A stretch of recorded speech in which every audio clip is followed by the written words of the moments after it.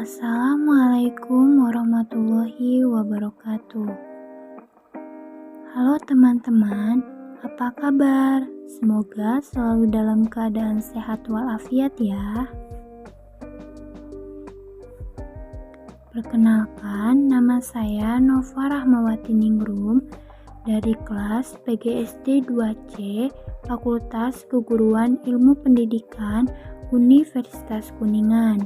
Tujuan saya membuat video pembelajaran ini adalah untuk memenuhi salah satu tugas mata kuliah strategi pembelajaran, dan saya akan membahas tentang model demonstrasi. Langsung saja ya teman-teman, apakah sebelumnya teman-teman tahu apa itu model demonstrasi?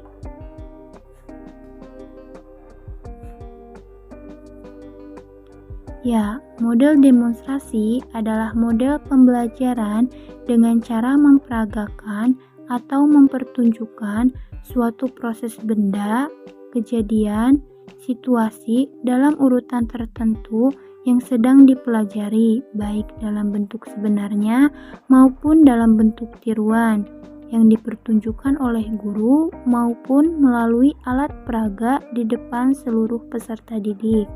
Atau model demonstrasi adalah model pembelajaran praktik ya teman-teman.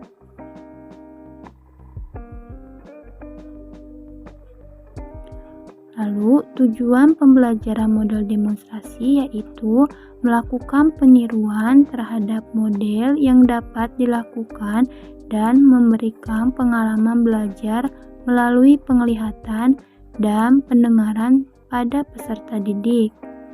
Hal tersebut dapat memungkinkan peserta didik untuk mengamati, mendengar, meraba, dan merasakan proses yang diperagakan oleh guru. Misal dalam materi pendidikan agama Islam, yaitu tata cara, tayamum, wudu, sholat, dan sebagainya. Nah, di samping adalah contoh gambar implementasi model pembelajaran demonstrasi, di mana di situ ada siswa yang sedang praktik pendidikan agama Islam, yaitu praktik wudhu.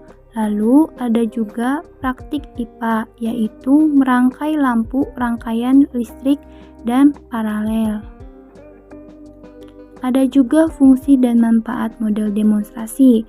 Yang pertama, perhatian peserta didik dapat lebih dipusatkan.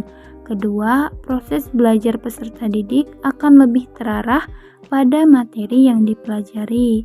Ketiga, pengalaman dan kesan sebagai hasil pembelajaran lebih melekat dalam diri peserta didik. Dan yang terakhir, membantu meningkatkan daya pikir peserta didik usia dini. Adapun langkah-langkah penggunaan model demonstrasi. Pertama, guru menyampaikan kompetensi yang ingin dicapai. Kedua, guru menyajikan gambaran sekilas materi yang akan disampaikan. Ketiga, menyiapkan bahan atau alat yang diperlukan. Keempat, menunjuk salah seorang peserta didik untuk mendemonstrasikan sesuai skenario yang telah disiapkan. Kelima, seluruh peserta didik memperhatikan demonstrasi dan menganalisisnya. Keenam, setiap peserta didik mengemukakan hasil analisis dan mendemonstrasikan pengalaman. Ketujuh, guru dan peserta didik membuat kesimpulan. Dan yang terakhir, penutup. Ada pula kelebihan dan kekurangan dari model demonstrasi. Untuk kelebihan model demonstrasi ini ada 5 ya teman-teman. Pertama, proses pembelajaran akan lebih menarik sebab peserta didik tak hanya mendengar tetapi melihat peristiwa yang terjadi. Kedua, perhatian peserta didik lebih dipusatkan pada proses pembelajaran dan tidak tertuju pada hal-hal lain.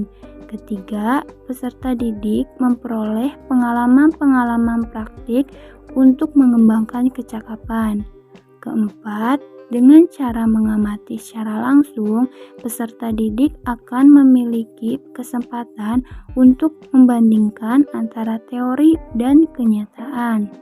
Dan yang terakhir, mengurangi beragam kesalahan apabila dibandingkan dengan hanya membaca di dalam buku. Dan untuk kekurangan model demonstrasi ada 4 ya teman-teman. Pertama, model demonstrasi akan menjadi model pembelajaran yang kurang tepat apabila alat yang didemonstrasikan tidak dapat diamati oleh peserta didik. Dan yang kedua, model demonstrasi kurang efektif apabila peserta didik tidak ikut serta mendemonstrasikan materi.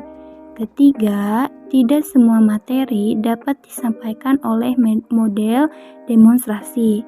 Dan yang keempat, model demonstrasi memerlukan kemampuan dan keterampilan guru yang khusus, sehingga guru dituntut profesional. Nah, teman-teman, sekian video pembelajaran yang dapat saya sampaikan.